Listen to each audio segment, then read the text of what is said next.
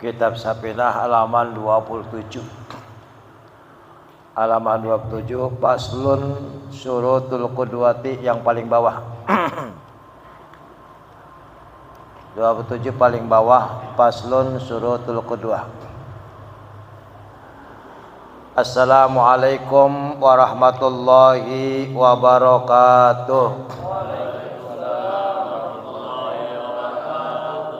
Bismillah walhamdulillah wassalatu wassalamu ala rasulillah Muhammad ibn Abdillah wa ala alihi wa sahbihi wa mawala la hawla wa la quwata illa billah. Amma ba'du fa inna asdaqal hadis kitabullah wa khairal hadi hadi Muhammadin sallallahu alaihi wasallam wa syarral umur muhdatsatuha wa kullu muhdatsatin bid'ah wa kullu bid'atin dhalalah wa kullu dhalalatin finnar. Qala Syekhuna al-muallif rahimakumullah wa nafa'ana bihi wa bi ulumihi fid darin amin. Hadirin hadirat, alhamdulillah wa syukurillah, kita bersyukur pada malam hari ini masih dapat hadir untuk mengkaji, untuk mengaji, untuk duduk di majlis taklim, majlis zikir yang mudah-mudahan kita semua selalu dalam lindungan Allah Subhanahu wa taala. Salawat dan salam selalu tercurahkan ke haribaan junjungan Nabi besar Muhammad sallallahu alaihi wasallam. Mudah-mudahan kelak di akhirat nanti kita termasuk umat yang memperoleh syafaatul uzma dari junjungan Nabi besar kita Muhammad sallallahu alaihi wasallam. Kita baca Fatihah terlebih dahulu sebagai tabarukan kita. Mudah-mudahan majlis kita bertambah berkah dan diridhai oleh Allah Subhanahu wa taala. La hadhihi niyyah wa likulli niyatin salihah ala hadratin Nabi al-Fatihah.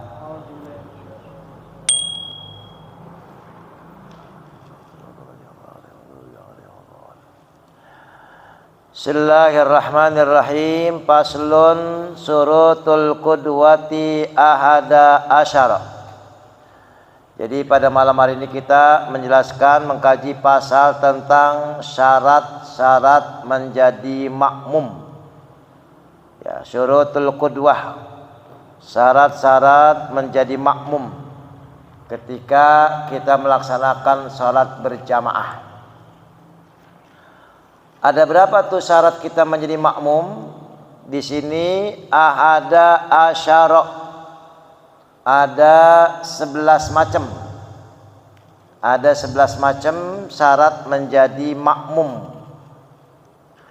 Yang pertama, alla ya'lama butlana salati imamihi bi hadasin aw ghairihi.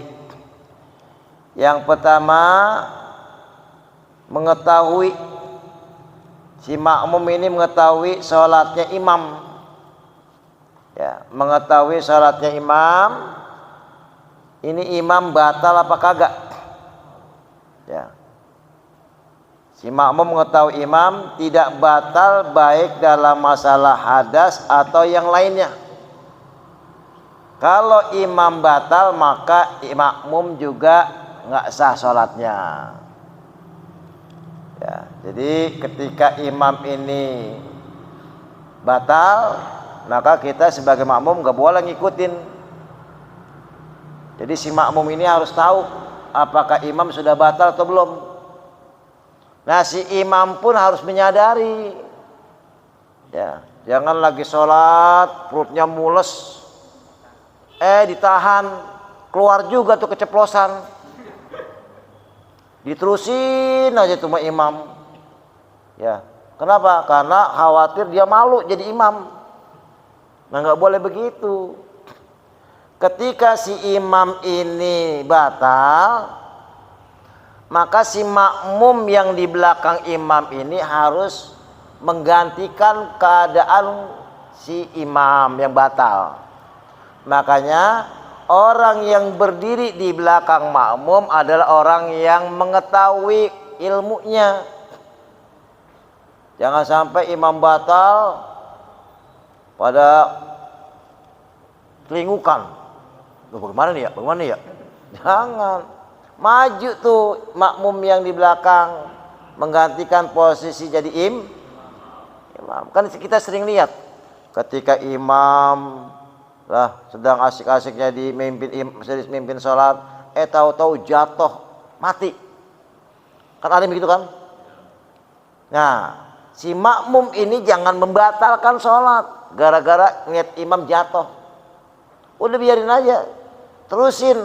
Tapi makmum yang di belakang ini harus menggantikan posisi imam. Tuh, jadi si makmum harus tahu syaratnya, harus tahu ini imam udah batal apa belum. Yang kedua, wa alla ya'taqida wujuba qada'iya alaihi. Nah, yang kedua, si makmum harus meyakini sholatnya ini tidak perlu diulang atau dianggap tidak sah. Jadi makmum nih, kalian kalau jadi makmum harus yakin sholatnya tidak perlu diulang. Artinya sholatnya itu sholat yang memang yakin nggak batal atau nggak kurang. Ya. Jadi si makmum tuh harus meyakini tuh sholatnya tidak perlu diulang lagi. Ya, ketika si imam itu misalkan lupa salah, maka si makmum wajib ngingetin. Kalau imamnya laki-laki, makmumnya perempuan, maka perempuan yang sebagai makmum ini ngingetinnya jangan pakai subhanallah. Ya, teplok tuh paha kalian yang perempuan. Yang keras.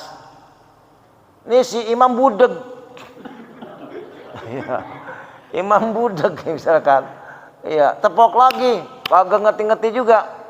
Ya, ikutin sampai di mana nih imam mentoknya. Iya, sampai mana imam mentoknya, ikutin terus.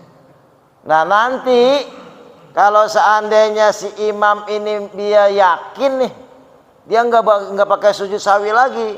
Sementara si makmum mengetahui bahwa imam itu kurang. Si makmum ini harus sujud sahwi. Ya, kenapa? Karena dia ragu-ragu, ada keraguan-raguan. Ya, jadi posisi makmum ini untuk ngingetin si imam yang salah. Kalau makmumnya laki-laki, imamnya salah baru subhanallah. Imam gak dengar juga lagi subhanallah. Enggak dengar juga subhanallah, alhamdulillah, wala ilaha illallah. Ya, itu. Nah, makanya posisi imam ini adalah orang yang paham, orang yang ngerti. Nah, makanya syarat yang ketiga, ya, alla yakuna makmuman.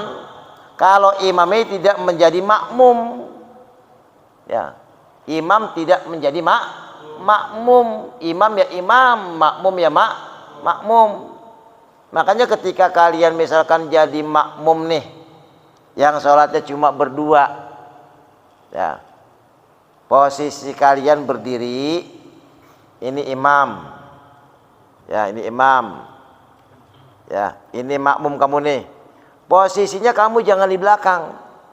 Kalau berdua tuh, pepet tuh imam, pepet. Nah, ada makmum yang datang lagi, baru kamu mundur. Si makmum gebleg.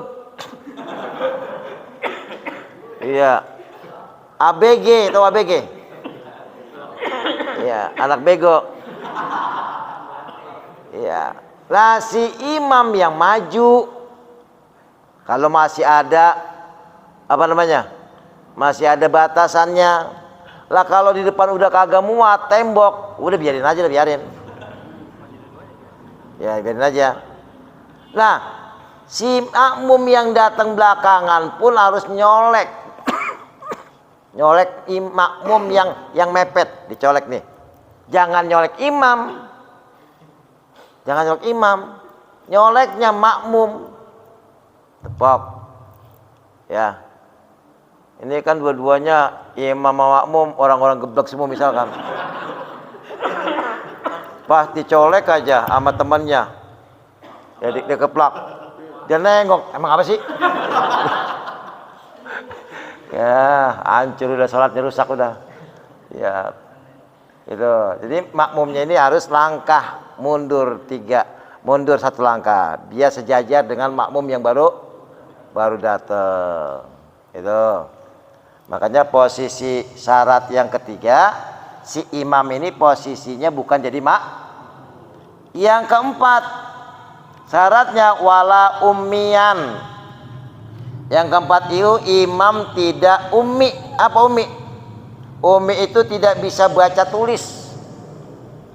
Ya, nggak bisa baca tulis. Nggak bisa baca tulis jadi imam.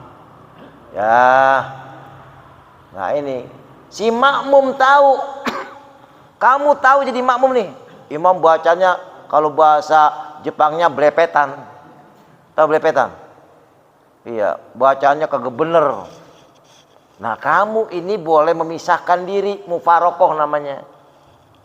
Nah, mufarokoh.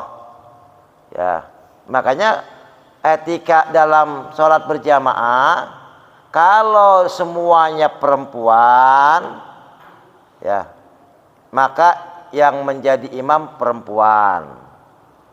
Kalau ada banci satu orang ikut sholat sama ibu-ibu, maka yang berhak jadi imam banci. Jangan makmumnya si banci, imamnya perempuan. Jangan mentang-mentang imamnya ustazah, lu banci sebelah belakang. Iya, entar lagi sholatnya ngawur lagi lah. Tetap aja yang jadi imam itu banci. Kalau sholatnya jamaahnya laki-laki ada banci, maka si banci jadi makmum. Kalau banci semua ya imamnya banci, makmumnya banci. Itu. Ya. Makmumnya bencong, imamnya bencong. Allahu Akbar. Ya, apa yang bencong? Ya, masih bagus di sholat, ya kan? Daripada kagak sholat. Iya. Jadi lagu-lagu itu dengan nada-nada bencong, nggak apa-apa, bencong namanya. Ya. Tapi jangan sampai kamu normal, lagunya bencong. Jangan. Ya, itu aturannya. Jadi kalau makmumnya perempuan ada bencong, maka jadi imam Tapi kalau bencong semua, ya barisan bencong jadi sholat jamaah, maka yang berhak jadi imam ya bencong juga.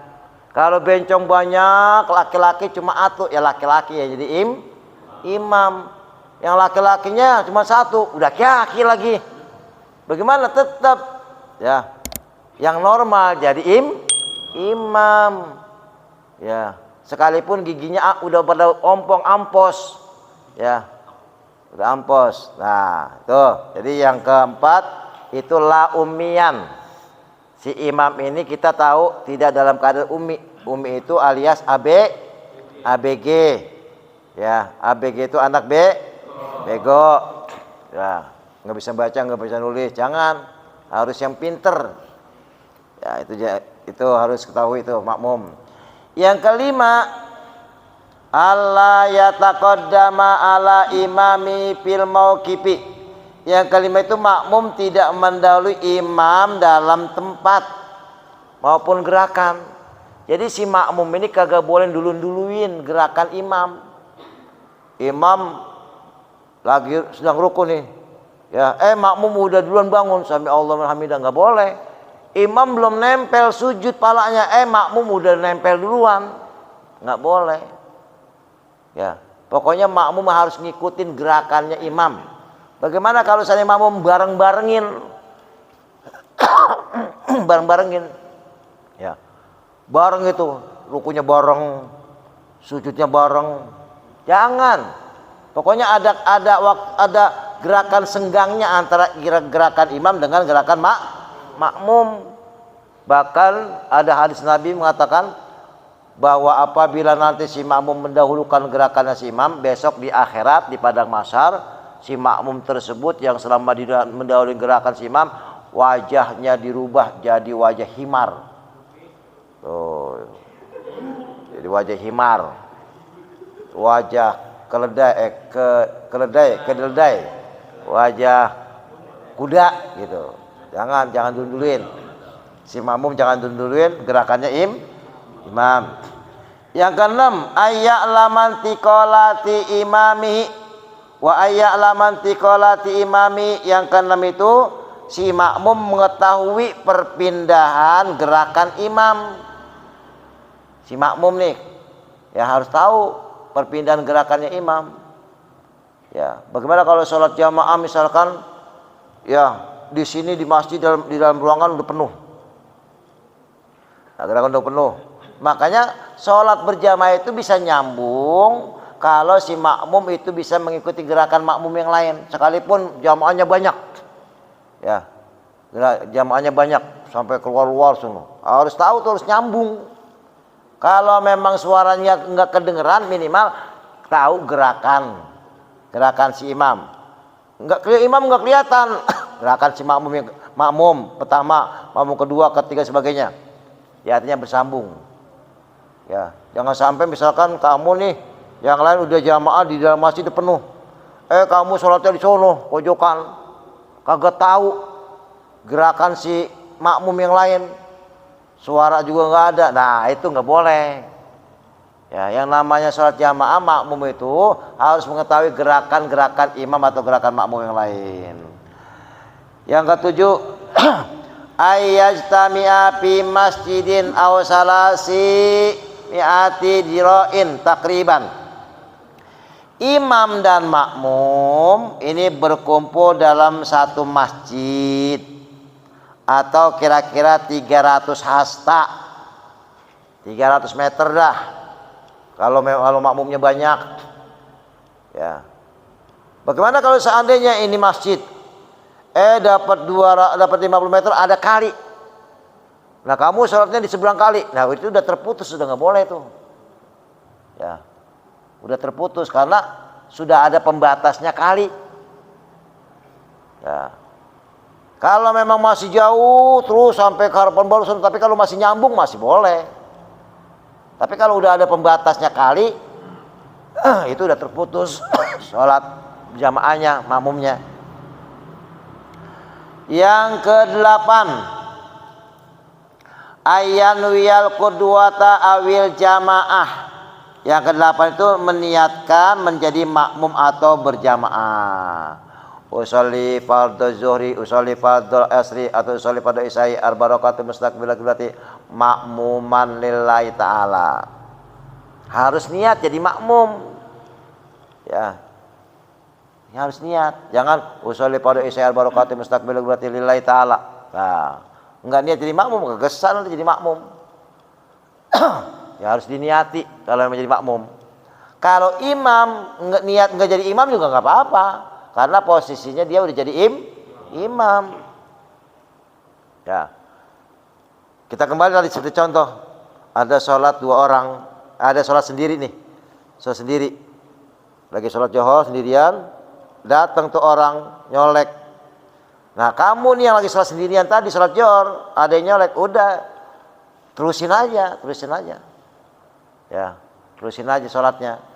Si makmum tadi yang datang belakangan. Dia niat jadi makmum. Nah itu nggak apa-apa tuh.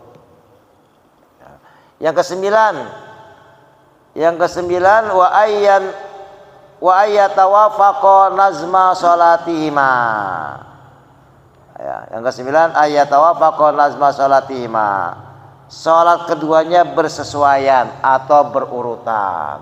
Artinya kalau imam salat rawatib atau salat yang wajib, yang tidak dikodok, yang tidak dikosor, makmumnya juga harus sama. Jangan imam lagi sholat kosor, makmum sholat biasa, nggak boleh. Ya. Atau misalkan imam penduduk asli, ya. Terus makmumnya niatnya sholat jamak, nggak boleh. Atau imam sholat kosor, makmum sholat biasa, nggak boleh. Jadi harus sama-sama niatnya. Kalau memang sholat kosor ya kosor dua-duanya antara imam dengan makmum. Atau sholat jamak, imam sholat jamak, makmumnya sholat jamak. Jangan berbeda. Nah itu yang ke-9. Yang ke-10, Allah yukhalifahu fi sunnatin fahishatil mukhalafati. Yang ke-10 tidak menyelisih imam dalam sunnah. Ya, tidak menyelisih imam. Ya, artinya tidak berselisihan tentang masalah sunnah-sunnah sholat, apakah sunnah abad ataukah sunnah hayat. Tidak berselisih tuh antara makmum. Ya, si imam ya sedang baca subhana rabbiyal azimi wa bihamdi, subhana rabbiyal azimi wa bihamdi. Ya, si makmum udah bangun kayak tadi tuh, nggak boleh. Nah, itu. Nah, yang ke-11 ayyutabi'ahu, si makmum harus mengikuti imam. Wajib mengikuti imam. Beda kalau sholatnya sendirian atau sholat munfarid. Itu diantara 11 macam syarat-syarat jadi makmum. Makanya sholat jamaah itu lebih utama daripada sholat sendirian, yang pahalanya 27 derajat. Bagaimana kalau sholatnya sendiri di rumah? Karena memang nggak sampai ikut jamaah, karena memang ketinggalan, nggak apa-apa. Tapi kalau ada waktu, ya, afdholus sholah fil bait, bagi perempuan sholat yang paling utama itu di rumah. Paling afdolnya sholat perempuan itu di rumah. Tapi kalau laki-laki paling afdolnya sholat itu di musola atau di masjid dengan cara berjamaah. Bagaimana kalau suami istri sholat jamaah di rumah? Ya apa-apa, yang penting tadi niatnya berjamaah. Ya, suaminya jadi imam, ya istrinya jadi makmum. Istrinya pinter nih, pinter ilmu agama, fasih, hafal. Sementara suaminya iya biasa-biasa aja, baru ngaji. Tetap yang jadi imam suami. Jangan mentang-mentang, bang, lu minggir bang. Ya, lu kan baru Iqra 5. Ya, saya kan Al-Quran. Jangan, tetap si imam itu lakinya atau suaminya. Makmumnya harus istrinya, sekalipun yang pandai itu istrinya. Ya, ini jadi nggak boleh, sekalipun itu dia pandai. Tetap laki-laki itu pemimpin bagi perempuan. Ar-rijalu qawwamuna 'alan nisa. Ya, itu saja saya singkat karena saya jam 9 mau nganterin istri.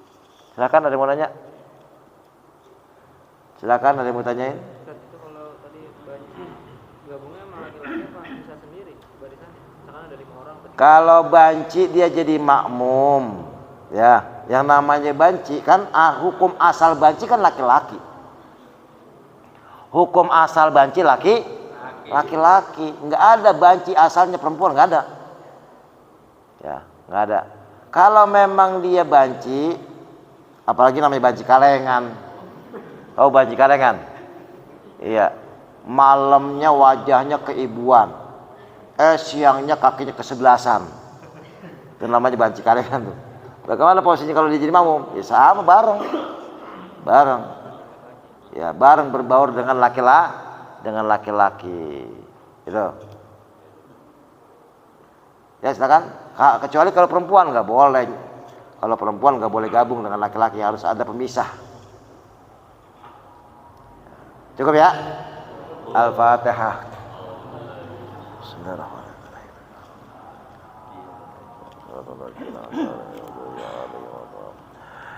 Ini kalimatul karim Allahumma salli Muhammad wa ala ali Muhammad hamdan wa fi mazidah. Ya Rabbana lakal hamdu wa lakal mulku wa lakal syukru kama yanbaghi li jalali wajhikal karim wa adhibi sultanik. Allahumma jam'anna hadza jam'an marhuma waj'al tafarraqana min ba'di tafarraqa ma'suma. Rabbana innaka jami'un nas li la raiba fi inna Allah la yukhliful mi'ad. Rabbana atina fid dunya hasanah wa fil akhirati hasanah wa qina adzabannar. Wa sallallahu ala sayyidina Muhammad wa ala alihi wasallam. Walhamdulillahi rabbil alamin. Subhanakallahumma wa bihamdika asyhadu an la ilaha illa anta astaghfiruka wa atubu ilaik. Assalamualaikum warahmatullahi wabarakatuh.